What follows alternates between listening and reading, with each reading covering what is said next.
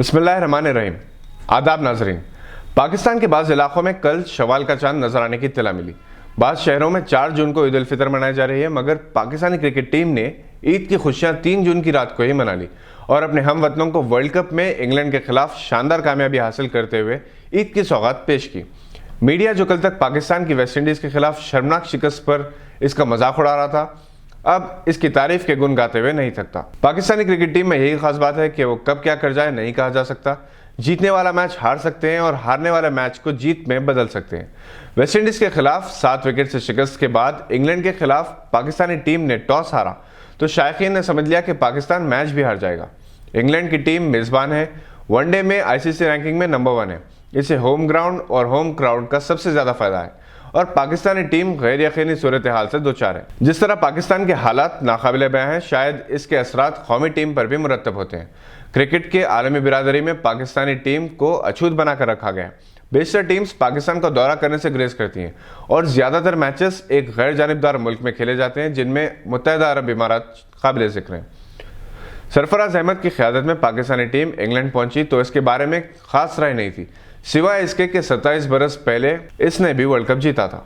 चूंकि England, Hindustan, Australia जैसी teams आलमी क्रिकेट पर राज कर रहे थे और पाकिस्तानी क्रिकेट का बाइकआउट हो रहा था, इसलिए इस टीम पर किसी की खास तवज्जो नहीं थी। वेस्ट इंडीज के खिलाफ 105 रन के स्कोर पर आउट होने के बाद जब इंग्लैंड के खिलाफ इस टीम ने पहले बैटिंग की, फखरुज़्ज़मा और इमामुल हक ने इनिंग्स का आगाज किया तो पाकिस्तानी क्रिकेट के चाहने वाले सांस रोके मैच का मुशाहिदा कर रहे थे कि कब कौन सी गेंद किसका विकेट निकालती है। मगर इमामुल हक और फखरुज़्ज़मा ने इस अंदाज में बैटिंग की कि इससे ये लग रहा था कि वेस्ट इंडीज से शिकस्त का इन पर कोई असर नहीं हुआ। शायद ये साबिक कप्तान और मुल्क के वज़ीर-ए-आज़म इमरान खान की नसीहत और हौसला अफजाई का नतीजा था, जिन्होंने मशवरा दिया था कि पाकिस्तानी टीम शिकस्त के खौफ को जहन से निकाल कर खेले। और पहले फखरुज़्ज़मा और इमामुल हक ने और फिर बाबर आजम, मोहम्मद हफीज़ और सरफराज ने इतनी शानदार बैटिंग की कि स्टार वन पर हिंदुस्तानी कमेंटेटर्स भी बेसाख्ता इनकी तारीफ के लिए मजबूर हो गए। पाकिस्तानी क्रिकेटर्स की तारीफ का खमियाजा भुगतना पड़ेगा या नहीं, ये नहीं कहा जा सकता। वर्ल्ड कप में अपना सबसे ज़्यादा स्कोर 348 बनाने के बाद जब फील्डिंग के लिए पाकिस्तान दोबारा मैदान में उतरी, तब भी ऐसा इम्कान था कि इंग्लैंड की टीम इस मैच को जीत लेगी, क्योंकि रूट और बटलर ने शानदार सेंचुरियां बनाई। मगर पाकिस्तान की टीम के सितारे उरूज पर थे। इब्तदाई लफ्ज़िशों के बाद इस टीम ने अपने तवानाइयों और सलाहियतों को इस्तेमाल करते हुए विकेट्स भी लिए, कैचेस भी, अच्छी फील्डिंग भी की और अनहोनी होकर रही।